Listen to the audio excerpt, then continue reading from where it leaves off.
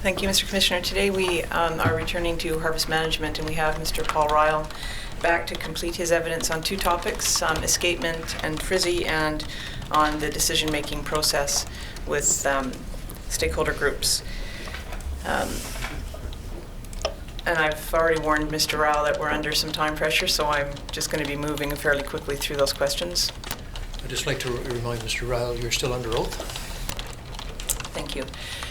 So I'd like to begin, Mr. Ryall, and I'm going to ask both questions on both of these topics back to back, and then I'll open you up to questions for the other participants. So I'll start with questions on escapement, and I just wanted to confirm that in approximately 2004, you were part of the formation of the Frizzy Working Group. That's correct. Okay, and what was that group formed to address?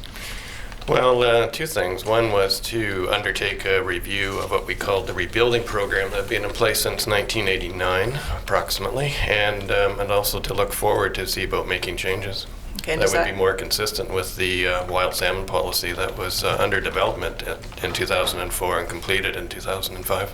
And does that group still exist?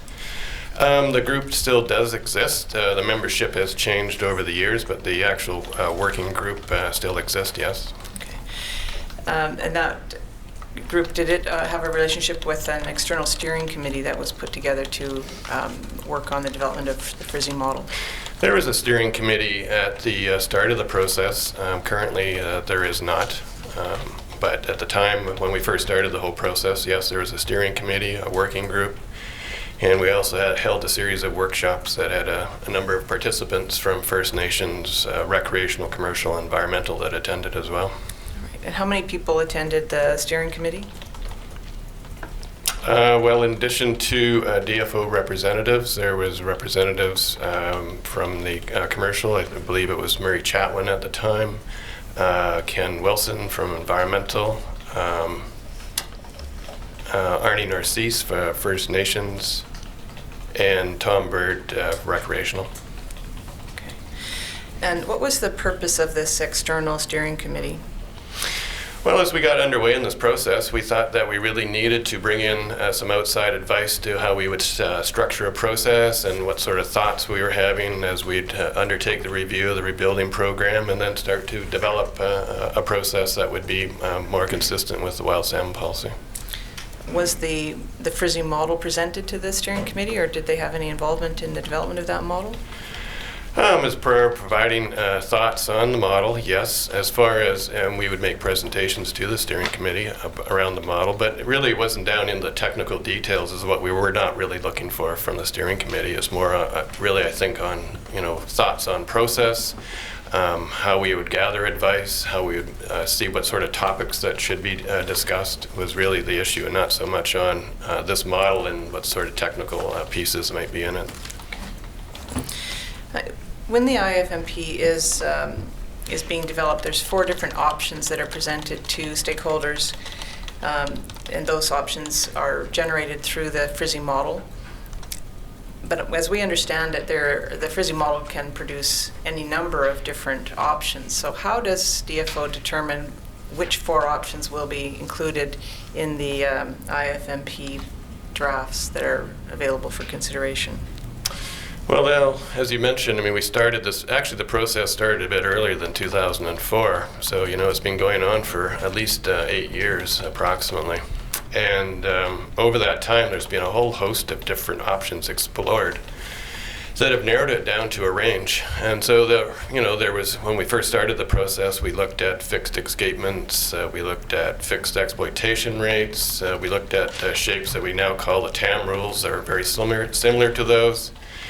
And all those sort of ranges of options have been documented over the history of undertaking this frizzy process. Right, and how did DFO settle on the 4 that do now show up in the IFMP each year? Well, in a couple of ways. One is, as we were going through this process, if we go back to the actual start of the frizzy process, there was a model that had an objective value in the actual model process. And I think everyone found that objective function confusing.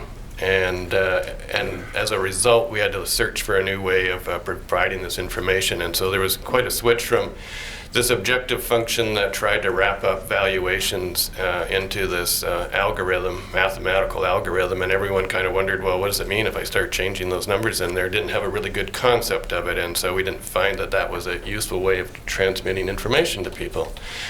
And rather than rely on this black box that just spit out some analysis, we thought it would be better to actually map out what we call performance measurements.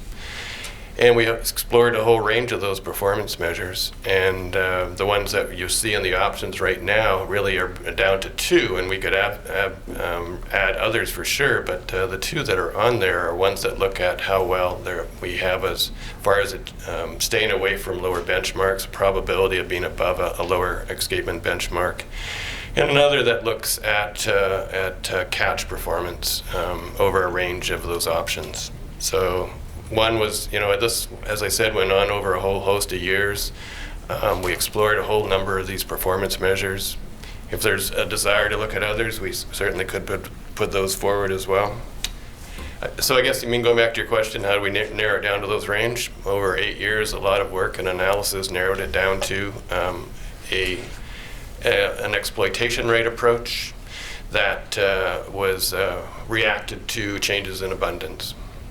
It had an upper maximum floor, and where it changed as the run size got less, the exploitation decreased down to a point where there was no fishing. At a run size, at some point, there was no fishing. And what you talked about the one benchmark, which is staying away from the lower benchmarks, and this is described as how many times you will drop below a lower benchmark. Is that right? Yeah, the probability. It was cast in a probability of it being below that benchmark. And for the catch performance, how is that indicator determined? Well, there's actually 2 on there. One is what the total catch would be, and the other is a probability of the catch being greater than another benchmark. It was roughly 1 million fish harvested. And where did that number come from? Input from the workshops. Okay, so from stakeholders from the different harvest groups as well as First Nations, and were conservation people included in? I guess you indicated Ken Wilson was in those meetings, is that right? They participated in the earlier years. More recently, they felt that the work that was being undertaken was something that they could not support, and they did withdraw from the actual Frizzy workshops. Though they, continue to be members at the Integrated Harvest Planning Committee, and there have been presentations at the Integrated Harvest Planning Committee, both on the actual options that are in the management plan on an annual basis, and we've also made presentations, or I have made presentations to the IHPC on wild salmon policy. I've earlier heard from different panels on escapement, and those panels included people from different sectors. And one of the comments that was raised was whether there should be flexibility in season with respect to the implementation of the TAM rule. Should the TAM ceiling in particular fluctuate depending on circumstances in season? What's your view on whether there should be any changes to the ceiling on the TAM rule depending on in-season environments? Well, first, there's been a large amount of consultation that goes into developing those TAM rules. And that is then incorporated into the management plan that is approved by the minister. The reason I raise both those things is that there's been a lot of thought and technical work that goes into developing those TAM rules. And so when you get into in-season, is it really the best time to make changes to those types of TAM rules? Over 8 years, we've expended a lot of energy and resources thinking about how these rules would be crafted, how they would react to changes in run size, all the way from very low run sizes to very large run sizes. The intent as well was to have a review of these TAM rules that have been in place now since 2007, after 4 years. So to then start making changes in season, I guess my first thought on that is there would have to be a really compelling reason to make a change in season. Doesn't mean that it would not occur. I think, for example, in 2010, when we had a very large run return, there was consideration put forward about should the TAM rule change, should there be an increase and allow for harvest. And for example, in 2010, there was a change made. However, I really do think that that should be the anomaly and the rare occurrence and should not be the pattern. I think that the whole process should be developed in season, should follow what's in the management plans, and should not be a regular occurrence to make adjustments in season. Does that address your question? It does, thank you. There was also, we also talked with the other stakeholder witnesses about trade-offs between biodiversity and sustainable fisheries and where that line should be drawn. What's your view on where decision makers should be making those trade-offs? How should decision makers be going through the process of making the trade-offs between things like biodiversity and sustainability of the fishery? That's a good question. I think that what we've tried to do in crafting these TAM rules and those performance measures that I talked about was to provide an indication of what the trade-offs were. One was a performance measures that looked at staying away from a benchmark, and the other was what the implication was on harvest. And so it really does become down to a choice and a choice on risk, and I think that some people are more risk averse than others. We've tried to provide the best information that we have based upon using a really extensive database that goes back 50 years. Has the majority of Fraser sockeye stock production in it. It would be greater than 90%. I think the last estimate I saw, we have 19, we call them 19 stocks. I've seen it called 19 stocks throughout, but within that frizzy model, of those 19 stocks, I think there's 10 that are individual CUs, and of the other 9, they encompass anywhere from another 20 conservation units. So out of the 36, 37 conservation units, that model is looking at over 30 of the conservation units and accounts for over 90% of the production. The reason I raise all this is that we've looked at a variety of models over the years and boiled it down to a TAM rule that takes into account changes in run size, takes into account the en route mortalities the best we can when we see those impacts in river. And then we provided performance measures that look at how well we achieve and stay away from our conservation, or how well we achieve our conservation objectives and what those impacts are on harvest. I think, there's more work could be done in that area, is providing a better improvement on what the societal and economic impacts are. Mm-hmm. That was going to be my next question to you, is how are the social or the economic costs addressed through the frizzy rules and through those performance measures? Well, I think both of the ones that I've talked about are social and economic performance measures. I mean, you could translate the catch into you could translate it into an economic performance measure quite easily as well. But it is an indication of an economic impacts, right?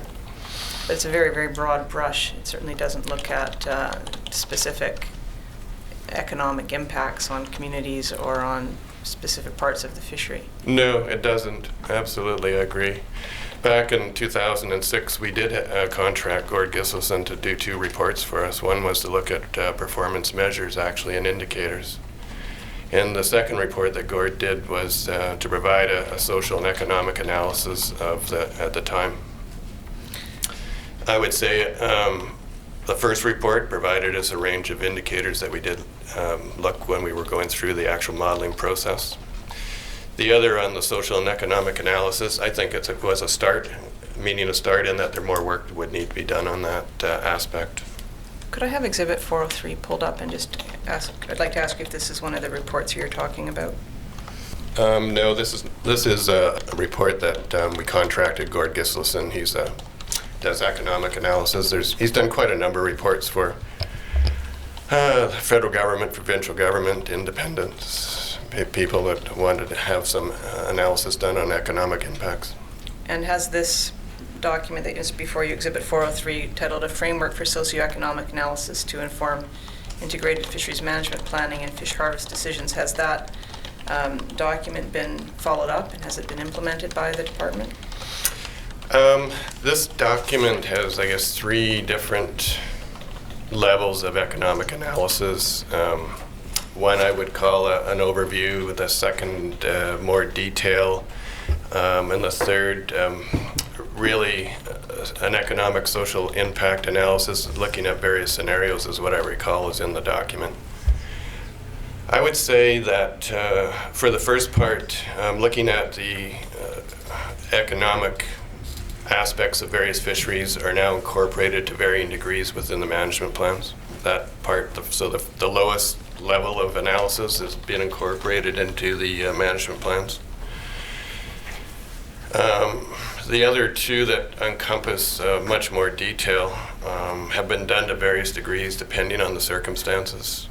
For example, I was involved in one that was undertaken on cultus in Saginaw back in about 2006, so that was a much more comprehensive analysis that was undertaken at that time.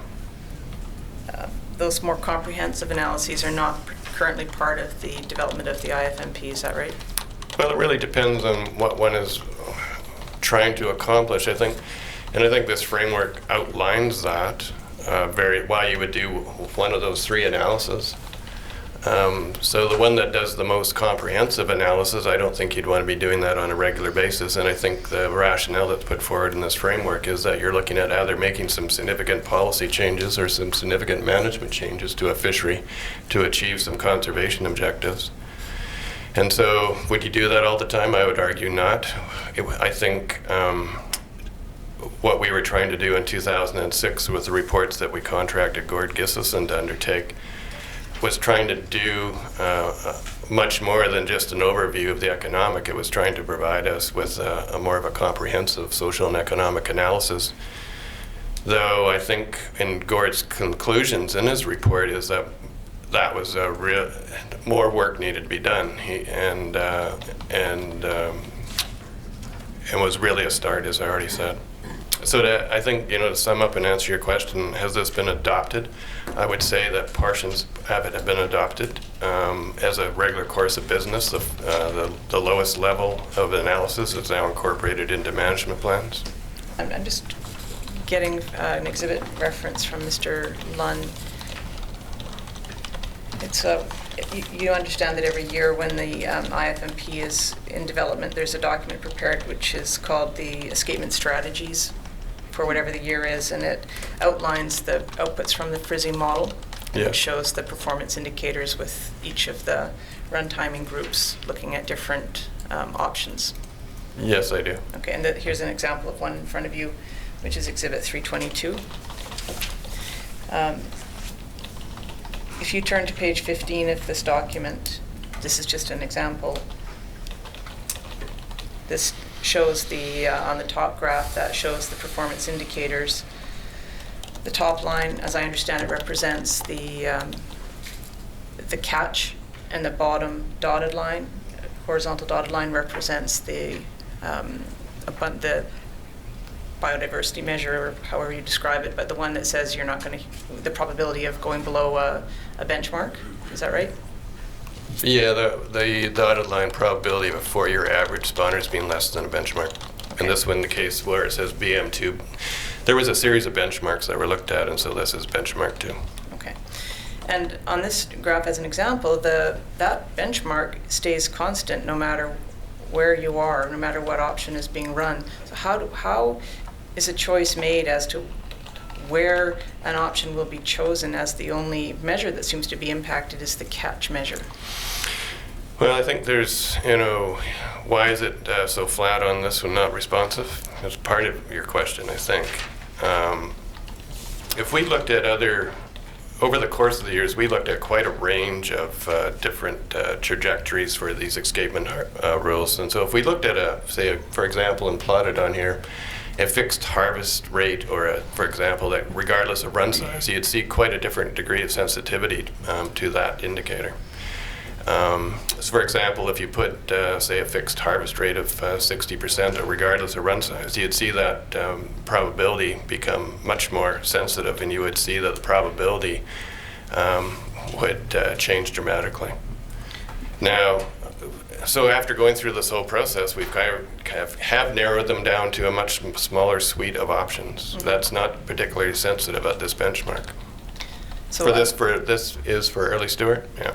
yeah, so I'm just asking. If you look at some of the other ones, you'll see that it does become more sensitive. But why would the choice be made for option 3 in this case, when option 4 would provide have a different impact on catch? And all of the options have the same impact Yeah. on biodiversity. In this particular case, that I agree it is, and so you'd be looking more at the harvest. I would say, though, in 2009, one of the recommendations that came forward from First Nations, or the bilateral consultations that we were having at that time, was that they wanted to see an option that provided the most protection for early Stewart, and I think they were recommending option. Actually, it was beyond option 4. Their advice to us was to have another TAM rule on here that did not allow any harvest unless the run size was greater than 200,000, I think is what I recall. That's correct. And I think at the end, while we didn't fully adopt that piece of advice, we did adopt a rule, and I think it might have been option 4. I wasn't totally involved in the whole process of consultation on salmon in 2009. So I'm just asking you, how are those decisions made as to where you will impact catch when you're in a situation where the performance measure for biodiversity remains constant? Well, you only have one example here. In this particular example, the advice was, regardless of what the implications were on catch, the advice was we want to get as many fish on the spawning grounds as possible. So they weren't, so what I'm saying, I guess, is that people were not just focused on the catch. They were saying, look, our view is that regardless of these options on here, we want to provide as best we can as many fish on the spawning grounds to aid in the rebuilding of early Stewart. They were looking at wanting to have a recovery of this early Stewart as quickly as possible, and the view being expressed was that one way of doing this is to not have any fishing at all, regardless almost of the run size, because I would argue, and if you move it to 200,000, given what we've seen in recent years, that would translate into no fishing that year. So just to try and understand, my question is really not, I put this one up as an example, but my question really is, how is the decision making done in these circumstances where, when I look at that, I don't see any difference on the biodiversity measure. So I'm just asking, how are decisions made when you have only one line that is changing essentially? And you're giving me information on how the decision was made for early Stewart in this year, so maybe this isn't the best example to have up. Maybe if we turn to the 3 pages over to the summer, you'd give me a different answer. But are you saying that the impact, that the department will just take the advice from the stakeholders and implement that advice? So if everybody wants to restrict catch, that's what the department will do? Or is there another layer of analysis that's done by the department? Well, it's a little bit hard to speculate in hypotheticals, and that's why I was using a real example. What I'm saying is, in 2009, we put these options out for consultation. We got advice that wanted to have a different option on there. We listened to that advice and made changes. So was it all based upon what these performance measures are on the graphs? No, I think that the advice coming forward was, we would like to look at something different. I look at these options as guides to us to have discussion around consultation. Like, it's not pick one of these. We could have 10 options on here. We would like to narrow the range and narrow the discussion, but it doesn't mean that there's not going to be advice that's going to come forward that's beyond this scope. And when we hear that advice, well, we have to consider what we would do. Right, but in this particular case, we made arguments that, and my recollection is that we chose and adopted option 4. Could be incorrect on that. We'd have to go back and look at the record. But the other piece of this was really, what are you, putting forward the recommendation to have an option that said that there would be no harvest at 200,000 or greater. Well, why is that? Is it because of a conservation objective, or is it because you would like to see recovery faster? And I see those things quite different. It's a choice that you're making. You can still have recovery, but it might not be as quick. And so is it a conservation? They're kind of overlapping a little bit, but that's why you have those discussions. The department ultimately will choose one of the options that are presented in the drafts that are presented to stakeholders. That has been our pattern, but I wouldn't narrow it just to saying that it would just be one of those options. All right, but that has been the case up to now. I think that has been. Right. And one last piece on the Frizzy model.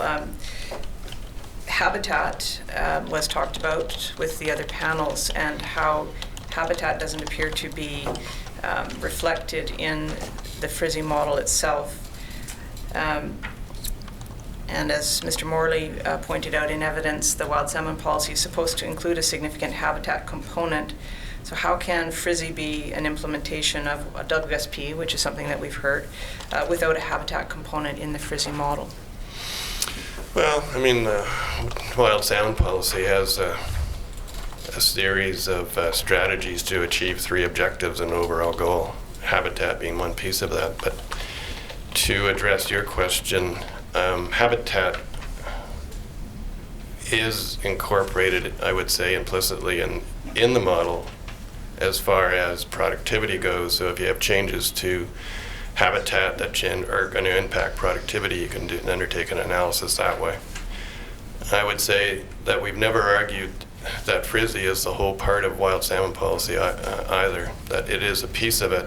I think it's an important piece of wild salmon policy, but it's not all of it.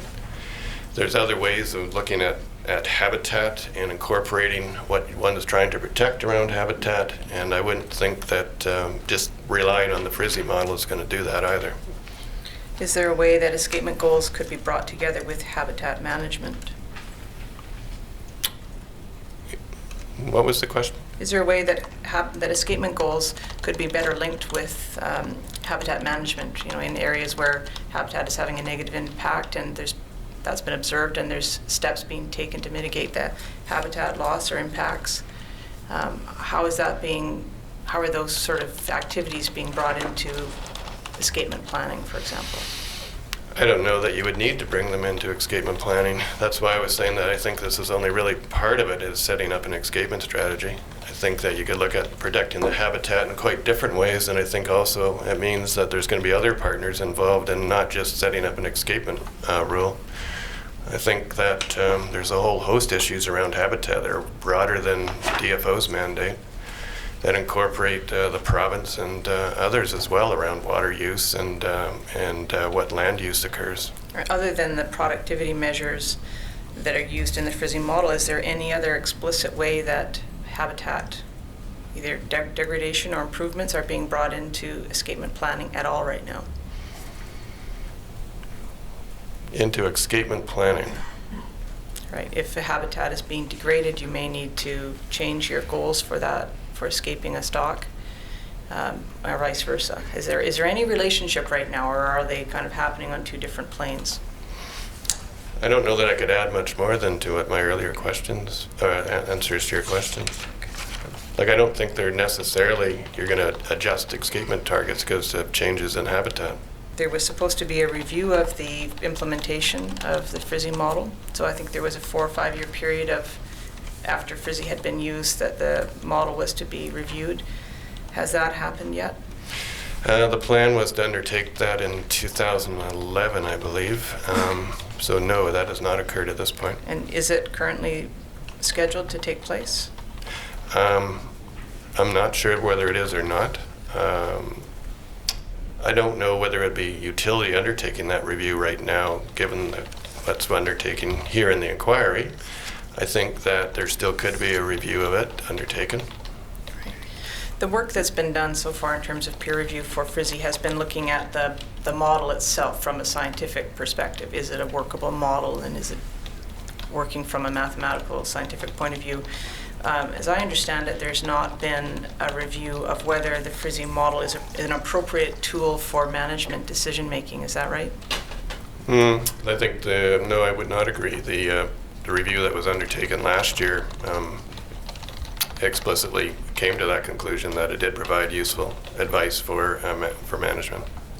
I mean, there's been 3 reviews well, two explicit reviews of the Frizzy model back in 2004, I think was the first one. But the model had changed significantly since then, and so there was the one that was done in 2010, and in between there was a workshop that was under a scientific workshop that was done as well that provided advice on what sort of model should be incorporated into the Frizzy analysis.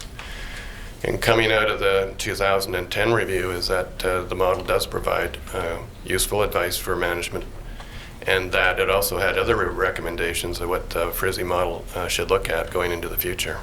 All right.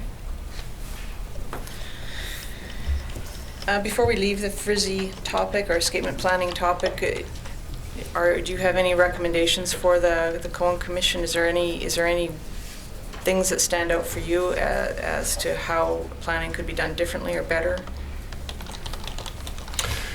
Well, I think a number of your questions have really touched on that. Are these current performance indicators or measures that we have on here, are they the best ones? Should we be looking at others? It did indicate that the social and economic analysis that was undertaken by Gord Gislason back in 2006 really was a start. And I do think that that work could be done or should be done, I would say should be done, to get a better appreciation of what the impacts are of these different options. And then that, to me, would be, if you would go back and look at the framework that you were showing earlier on the social and economic analysis that had the three options, that kind of analysis is, kind of the much more higher level analysis. It's not the overview. It's more along the lines of what's being proposed in their level 2 and 3 type analysis. And probably the third, because you're really looking at options. Thank you. Now I'd like to move on to the decision-making or the advisory processes that are used by the department in developing the IFMP in particular.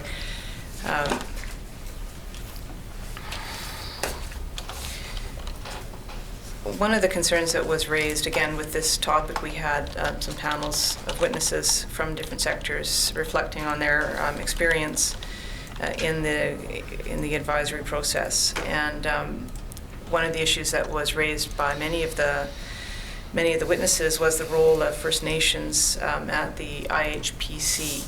And so I'm going to ask you, what in your view is the role of First Nations at the IHPC? Well, it's not. I think the terms of reference, if we have a copy of those, will clearly lay out what we do see as the First Nations participation at the IHPC. But it's not there to have discussions in a Tier 3 type environment around First Nations access. Those are bilateral discussions. By First Nations access, do you mean FSC fisheries? I mean FSC, yeah, thanks for that. And those discussions around FSC are done in a bilateral between the department and First Nations. Do those bilateral decisions, are they informed in any way by the discussions that take place at the IHPC? I think they're in both. I think they, you mean informed, meaning that there's modifications to them? Yeah, I'm not sure exactly if you would still be finalizing those discussions while the IHPC process was ongoing. But is information received at the IHPC brought forward by DFO to those bilateral discussions with First Nations? And do the issues that are raised at the IHPC form part of the discussions with First Nations when reaching the FFC arrangements? Well, I think what we see at the IHPC is that first is if there's a First Nations FSC plan for someone that is sitting at the IHPC, that they could bring that forward and have a discussion around it if they wanted to. Would First Nations FSC fisheries be informed? Potentially, but that's not the goal of having those discussions. It's rather to, I think, have a dialogue between First Nations and other representatives at the IHPC about First Nations fisheries. But not. I don't see it as the goal to inform the development of those management plans around FSC fisheries. Right. What about economic fisheries with First Nations people? Are those decisions made on those economic fisheries made taking into account input received at the IHPC? I would say yes, but I think in my recollection of how much discussion there has been around those details, I can't really recall that there has been a lot at the IHPC meetings when I say that particular statement. There was concern raised by many different witnesses that that First Nations were not adequately represented at the IHPC. What do you say to that? I think that it is an ongoing challenge as far as representation at the IHPC, and exploring ways to improve upon that with First Nations.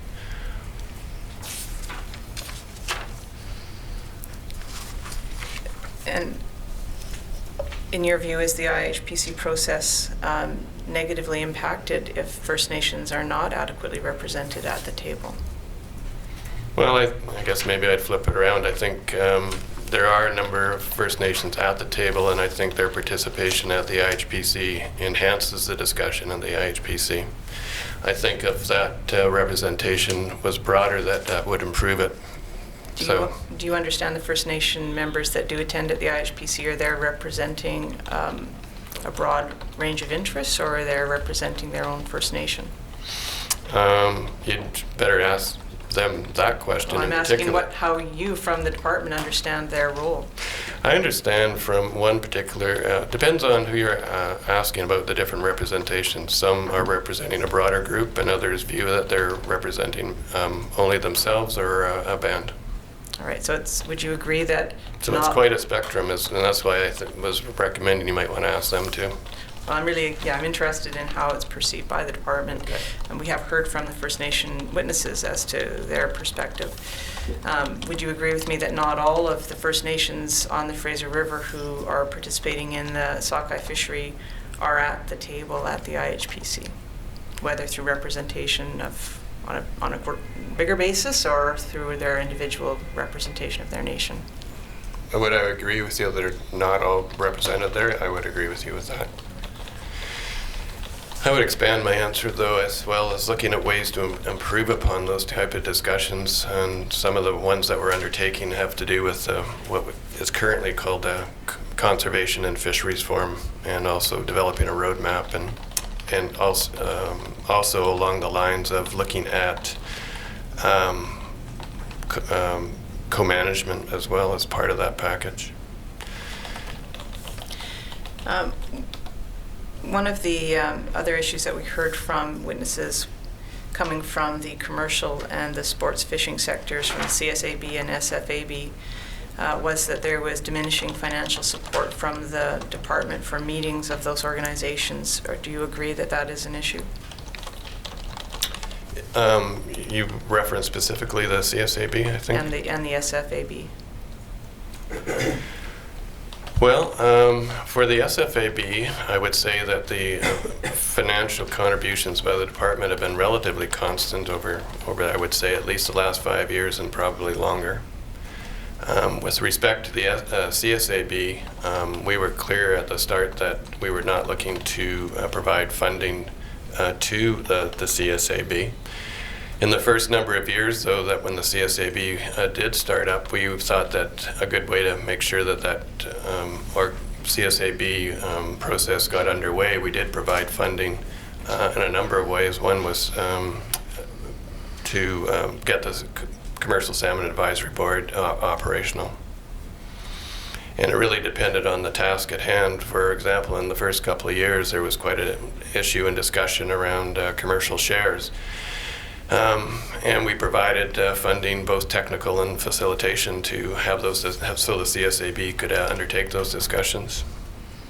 More recently, though, that we have not been providing funding directly to the CSAB, and where we do pay for meeting rooms, and also, but we don't pay for attendance or travel at those meetings. And have you heard from members of the CSAB that that's a concern of theirs? I've heard it raised a number of times by the CSAB that they're concerned about that, yes. And do you agree that those funding concerns may become an impediment to full participation by the CSAB in the different processes? Well, at the participation at the Integrated Harvest Planning Committee, which we see as the process that the department supports, we do provide, at this time anyhow, we do provide support for all members to attend those meetings, commercial, recreational, environmental, and First Nations. But you would agree that at those, in addition to those joint meetings, the different groups do need to meet separately and talk about the issues and develop positions or responses to issues that may be coming up at the IHPC, correct? I think they do need to have those types of discussion, and one of the ways that we have helped to support that, there's been meetings of the CSAB the day immediately before the IHPC occurs so they can have those discussions. Have you, you've indicated that there have been concerns raised by the CSAB notwithstanding that meeting that could happen the day before the IHPC. Is the department looking at providing any additional funds to the CSAB to address their concerns? I'm not aware that we're looking at that. All right. There was concerns raised by different witnesses about the sector's ability to understand the different outputs that are generated by the Frizzy model and other technical models. And a difficulty in their being able to apply those outputs to their own sectors and their own sector's interests to sort of make that relationship. Do you think that is a problem? Do you think, in terms of the work that you've done working with the different sectors and in the development of the IHPC, that they have been able to sufficiently understand the models and provide appropriate responses to you? Well, I've heard concerns, as you've identified in your questions, about the ability to understand the output. I think I'd bore down a little bit more. I think it's not so much understanding the output, it's more concerns and understanding of what's creating that output. So if you went back to those graphs that you were showing me, within the memo that we put out in 2009, the implications of those graphs, I think, are understood. But if you get down into, well, how did you even create those graphs and those performance indicators, and how do you create those probabilities, I think there's a challenge there.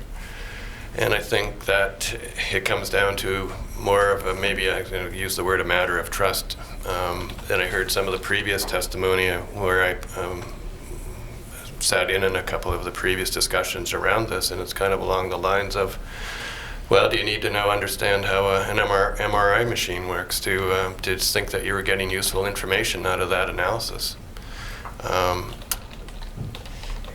So if you have the trust and faith in your doctor who's providing you the output on that analysis, then you're going to accept that whether you understand how an MRI machine works or not. So I don't think that's a perfect analogy, but I do think that what I also heard in one of your final questions when you asked the same panel members here is whether there utility in the process the department's undertaken within Frizzy and the development of these TAM rules. What I heard from the respondents of the panel was that there is utility in this. Could it be improved as far as a process? I think the answer to that is yes. I do think there's been a lot of changes over the 8 years we've been involved in this. And actually, I'm frankly pleased and to see that we've stuck with a process for 8 years within a department and dedicated these types of resources to Fraser Sockeye. I think it's been a real challenge to have that focus over 8 years. And there's been a lot of dedicated time invested by the department, but also by external participants at these workshops that we've had over these various years. I've always seen this as a process that's going to change over time. I never did really see that one model is going to address everything either. I always did see things like a Frizzy model as a guide to making decisions, and same with those performance indicators as well. And then what you need to do is go out and talk to people about what their societal views are and what their views are around risk. And in the people that we talk to, there's a whole range of views around that risk acceptability of how far you want to ensure that you're going to achieve conservation and how far one would like to see harvest. To me, that's the real challenge. And when you say you go out and talk to people about those risks that you've identified and the values of how far people are willing to risk certain things, ultimately, I take it you agree it's the department that finally evaluates those risks and decides on what the route is going to be? Ultimately, that's our mandate around conservation. But it's not to me, it's not like a black or white thing either, and that's why I think it's informative to cast these things in probabilities as well. Is it your view that there's any obligation on the department to implement a consensus decision that's reached at the IHPC? Pardon me? Is there any obligation on the department to implement a consensus decision reached at the IHPC? No, I don't think there is an obligation. The terms of reference are set up as an advisory process. I do think that when a consensus decision is arrived, that needs to be very carefully considered. There has been quite a number of over the years, and actually looking back at the record, I see more in recent years. I think the first consensus decision that I'm aware of probably was in 2008. Could be wrong about that, but that's the first I recall. And that was one around a consensus decision of license fee relief, and that request was considered and not accepted. But just to say it wasn't accepted, we did set up a teleconference to provide the rationale of why it was not accepted and how we were looking at license fees overall on a national review. And who was in attendance at that phone call? All the parties, I don't know. We'd have to go back and look at the record. I don't mean everybody's names. I mean, Who what from sectors DFO? were part of that call? Pardon me? What sectors were part of that call? I don't know. We're going back 3 years. But what I do recall is that Robert Elliott, who's DG in policy in Ottawa, was brought onto the teleconference to explain what we were doing. All right. I had understood from your comment that it was a conference call with the sectors. That's right. Is that right? Yeah. Okay. Yeah. There were concerns raised by various witnesses that there wasn't a clear description of the decision-making process following all the different consultations. So everybody agreed that consultation took place, that meetings were held with different sectors, that they had access to the department, but where there was a bit of a wall was once all that information was given to the department, and then a decision was made on the final IFMP and it went up to the minister, there appeared to be a lack of transparency at that point. So what is done now to inform the participants in these different consultative processes as to how their input was considered and why it was either accepted or rejected? Well, we do put together a table that here's what we heard and here's what we did, and if we didn't do it, why. I think there's room for improvement in that process as far as providing that transparency. So that, I'm sorry, I don't have the exhibit reference for that, but I recall us taking Mr. Grout to a table that sounds like what you're describing. My understanding was that a table was prepared that summarized the different advice received, but what I didn't see on that table was an explicit analysis of how that information was reviewed, how it was weighed, and how the ultimate considerations were given to the IFMP. Mm-hmm. And that's why I think there can be room for improvement there. I think that it's not just a matter of that one table. It's not just one way of communicating the outcome either. So we have an IFMP, that's the end result. There's often, depending on the issue, that there will be press releases put out as well, or statements from the minister on a decision on a particular issue that may have come up in 1 year about what the outcome was, for example, on a particular issue. So there's a variety of ways that the results of what we've heard on advice and what the final decision of the department is on a particular item. It really depends, I would say, on the topic.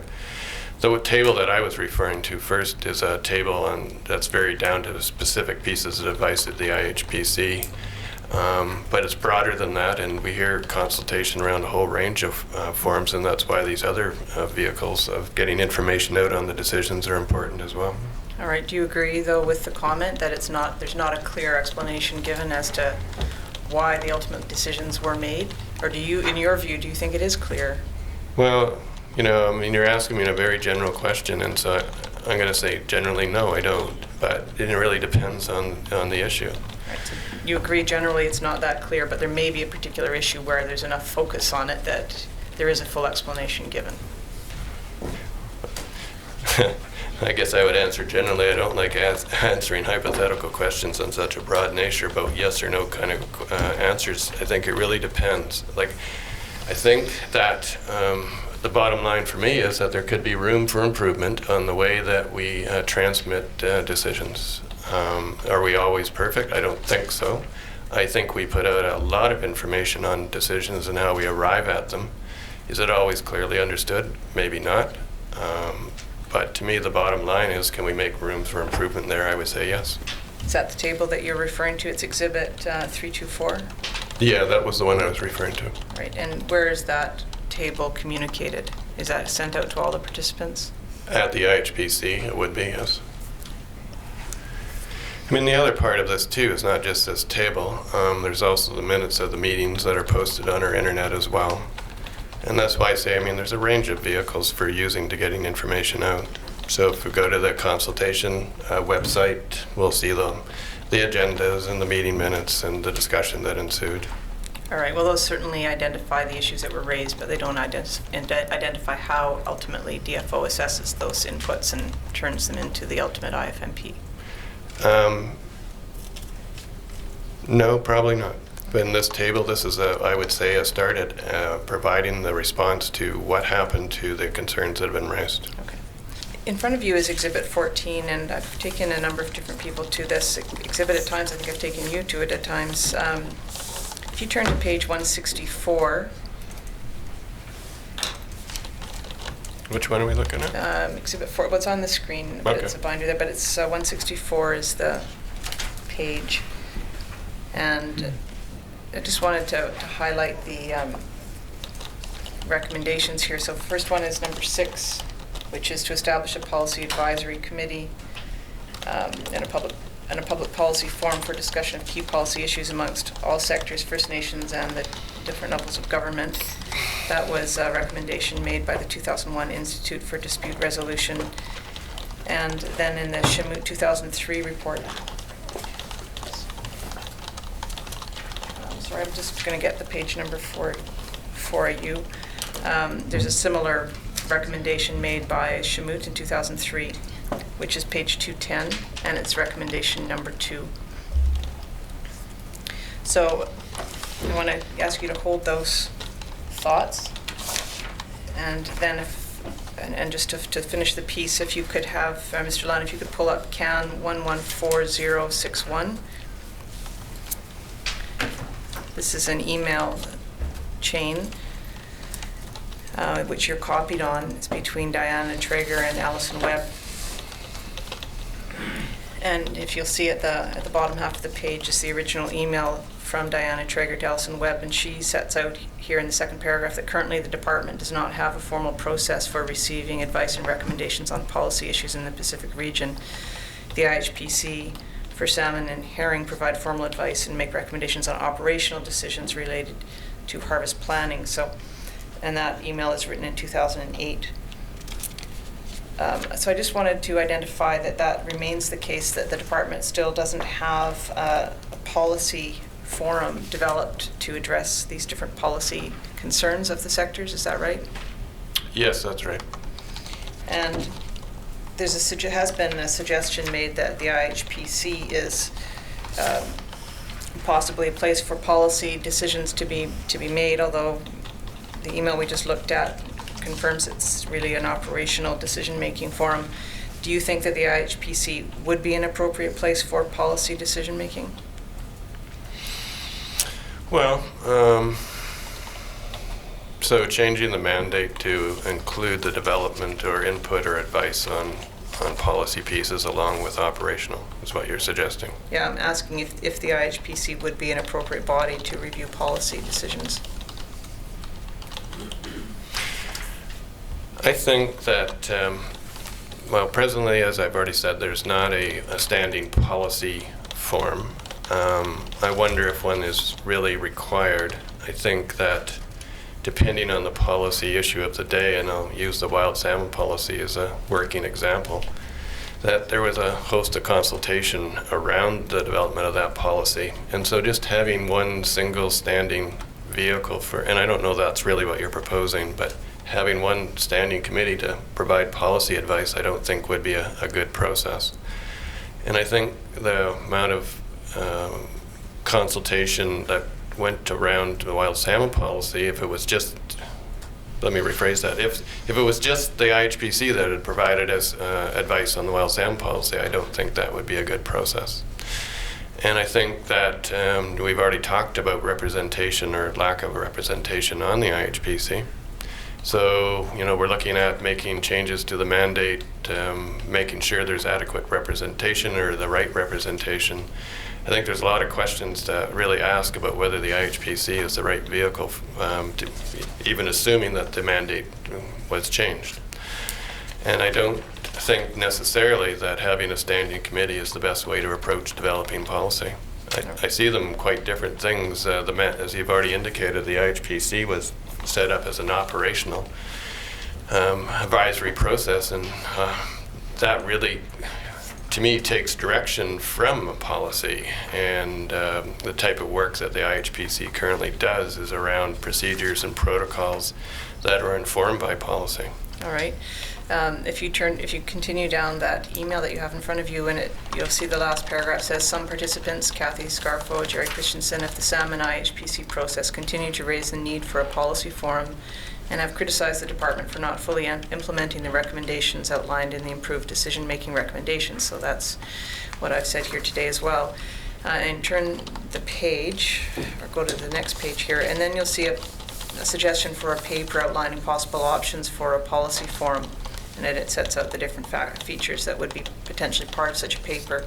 Has that work been done? As far as setting out this type of paper, no, I don't think so. Right. Is it contemplated? Not that I'm aware of.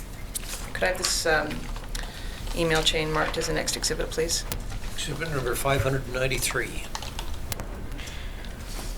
I would just expand upon my answer of not being aware of. I think be a good question that some others in our department might have a more informed answer as well.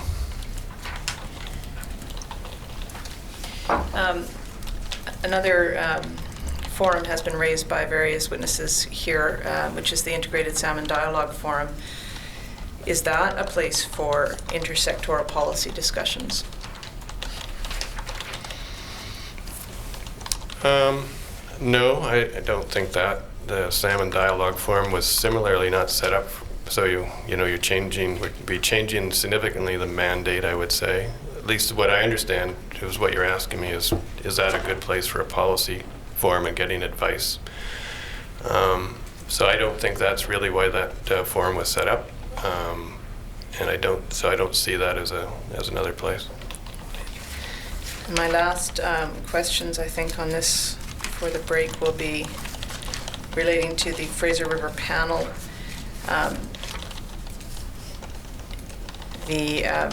Certain, I'm trying to not take up time, but I think I have to. Exhibit 14 in front of you, page 72, is the Fraser review, and it recommended that the department and the Salmon Commission give First Nations greater and more meaningful access to and involvement in management. That's recommendation number 7. And then at page 282 of Exhibit 14, we have the Williams 2005 report, and recommendation 44 of that also recommended that First Nations become fully engaged in the Fraser River panel and DFO management. It's our understanding that there have been no changes to the First Nations representation on the Fraser River panel from the time of the Williams Commission to today. Is that right? Yes, I think that is correct. I think the last change as far as representations from First Nations was 2003. Okay. And we've also heard that there are While there are 3 members on the Fraser River panel who are themselves First Nations, only 2 of them appear as in the role of First Nations representatives, and those would be Ken Malloway and Marcel Shepherd. Yes. Marcel Shepherd, sorry. Yeah, Shepherd, yeah. You agree that there's no representation for Marine First Nations on the Fraser River panel? Well, you're referring, I think, to Brian Asu, and Brian was on the panel as a commercial Area B Seine representative originally. So I would agree with you, yes. Okay.